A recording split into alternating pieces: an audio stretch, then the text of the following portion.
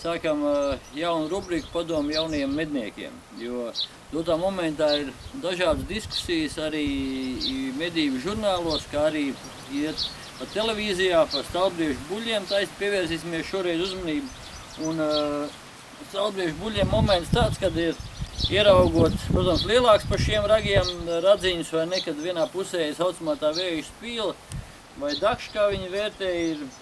televīzijā tiek teikts, vai ne, kad šāds briežu bullis ir jāmedī nost. Pēc visas pamatprincipiem patiesībā tā nebūtu, jo šie trešie ragi briežu bullim jāizvērtēja pēc formas, vai ne, un viņi nosaka pēc taisstūra. Skatoties no sāna, dotā momentā, kā mēs šitā redzam, vai ne, ja mēs te pieliekam klāt vienu viņam te kaut vai kaut kādu puļti, mēs redzam, ka tā ir taisstūra veida forma, un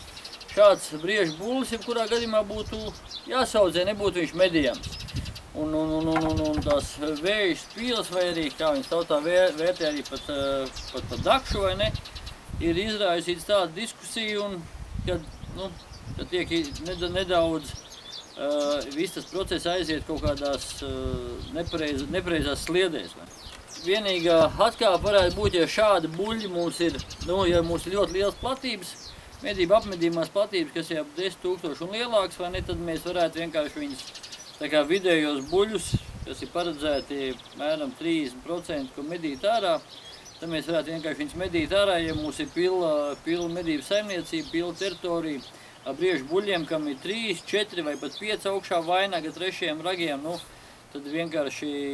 pareizāk būtu, lai to skaitu dzīvnieku samazinātu. Mēs viņu varētu tādā situācijā izņemt ārā. Bet arī šogad arī Saldū izstādē pierādīja to, kad ir stalbriežu bullis ar saucamo vēju spīli. Arī šeit viens tāds lielāks briežu bullis mums ir, kas bija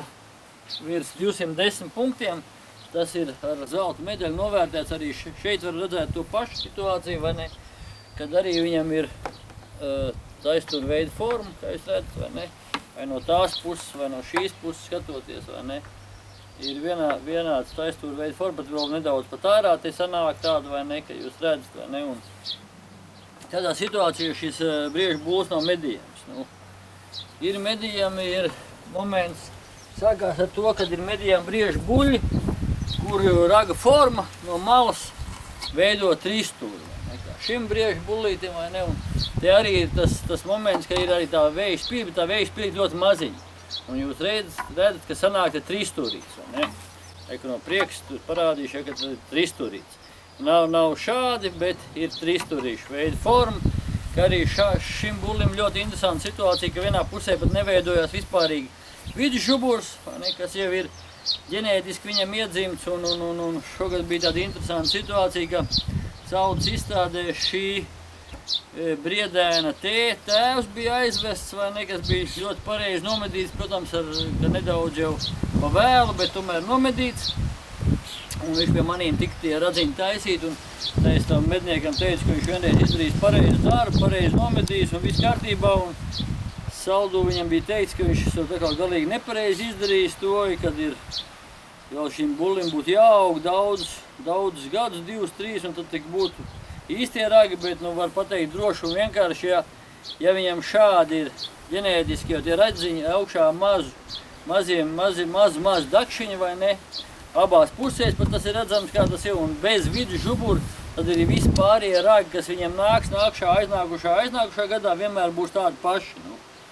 Nevar vienkārši, medaļnieki, protams, arī tie ragi bija medaļnieki, viņi bija bronzas vērti ragi, un es viņam teicu, ka viņam vajadzēja 2-3 gadu apkārt jau to bullīti nomedīt, bet, atkal tāds cits cilvēks, kas, varbūt tik daudz tos buļļus nav medījis, un vienkārši savu viedokli teica, ka, tad tas ir tik saudzējams, un tad tas puisis vienkārši kā jauns mednieks bija tādā neizpratnē.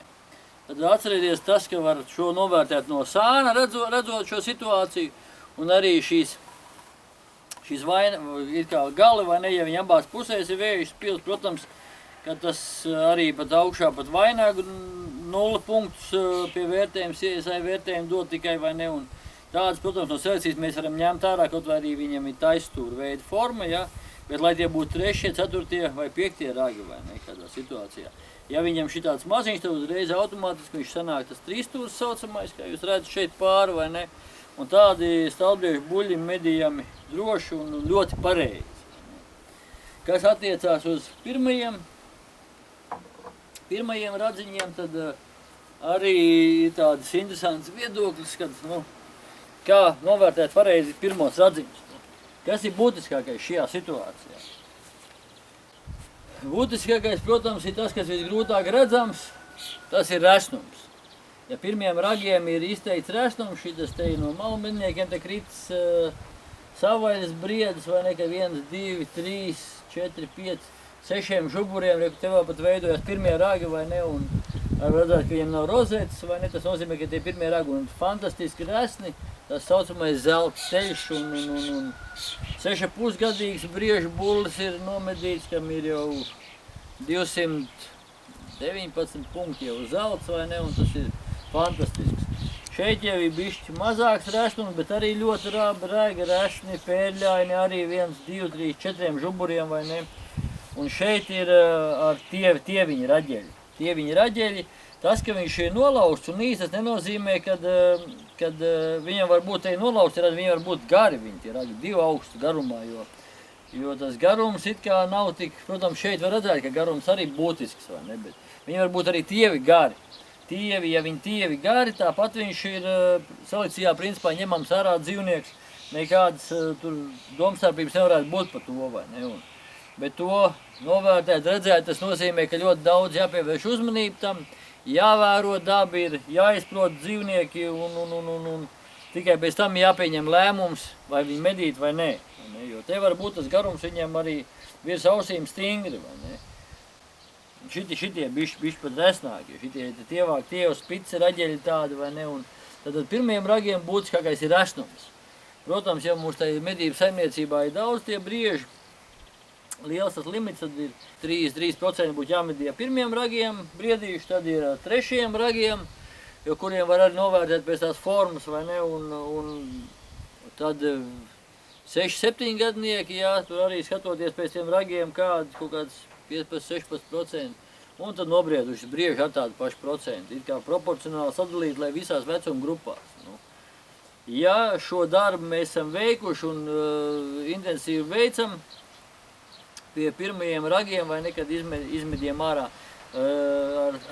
ļoti neperspektīvas un maziem tiem raģeļiem tos briežus, tad jau arī viss mūsu tā populācija ar 2, 3, 4, 5, 6 ragiem būs daudz veselīgāka. Ja šis darbs nav veikts, tad, protams, tad ir jāķerās pie visām tām grupām klāt, vai ne, un jāmedī visās grupās tie brieži.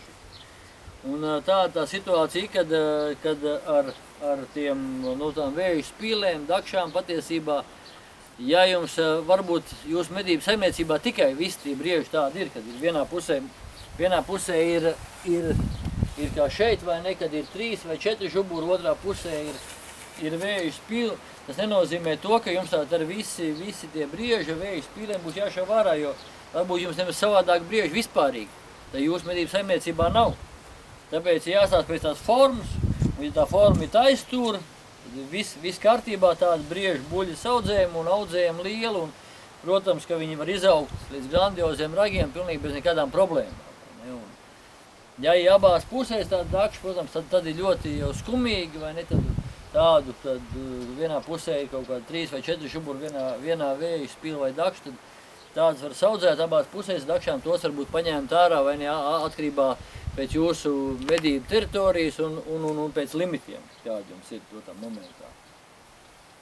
Jo šitam briežu bullītim arī 203 punkti, nozīmē vēl viens gadiņš, arī viņš jau būtu pār pa 210 punktiem pārskrējis. Arī saules izstādē bija briežu bulls ar vēju spīli saucamo un pēc iesai sistēmas zelta novērtējumu. Protams, mēs te Latvijā medījam vairāk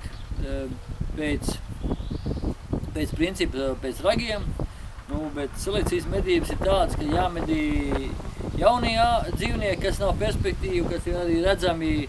jau pēc sava izskata, ka viņi ir slimi vai novārguši vai kaut kādas traumas guvuši vai ne. Un arī jāmedī selekcijas dzīvnieki, kas ir nepareizi ragu formām vai nekā arī bez noteikta laika, arī iesi iet uz beigām, vai iesi beidzies, var arī medīt pieaugušos lielos dzīvniekus. Arī situācija pastāv tāda, kad ir ar visu to selekciju nedaudz mēs iegājuši tādās, kā saka, krustcelēs, kad nomedījot stāvbriežu buļļus taisni jauniem medniekiem, kad tādi vīri visi salasās un pirmais ikar nevis tiek apsveikts mednieks, tomēr viņam emocionāls brīdis un viss kārtībā, tur, ka viņš ir izdzīvojis visu to medību procesu un ļoti daudz pozitīvas emocijas pats sasniedzis, bet tiek tāds spriest, vai tas briedis ir pareizā vecumā nomedīts vai nepareizā. Tas ir tāds ļoti negatīvs moments mūsu visā medību saimniecībā, kā es domāju, jo pirmkārt cilvēks būtu jāapsveic. Ja ir tiešām tev pieredze, un ja katru gadu tu medīji 2-3 buļļus un arī pieved kādu cilvēku klāt, tā kā piedalies tādās medību organizēšanā vai ne tā procesa organizēšanā un spēja izprast tos dzīvniekus, vai ne, un zini viņa vecumu, pēc izskata, pēc arī, protams, pievēršot nelielu uzmanību arī dagu formai, tad, protams, pēc visiem tiem apsveikumiem un procesā jau iekšā, kad dzīvnieks tiek jau tur dalīts vai arī jau iet svēta kulminācija pāri, tad, protams, to jauno mednieku pavest nost un pateikt savu repliku, bet tagad dotā momentā notiek otrādi. Pa priekš ir repliks, vai ne, un tad viņš nevar saprast, ko viņš īsti darīs, vai viņš ir medībās, vai viņš kaut kādā apspriedē atnācis, vai ne, jo selekcija pat par sevīm ir tomēr tāda, tagad viņi aizgājas tādā modas lietā, vai ne, bet mums ir pirmkārt jāatcerās mūsu medību tradīcijas, ko mēs tajā mežā darām, ka mēs medījam, ka mēs gūstam baudu un arī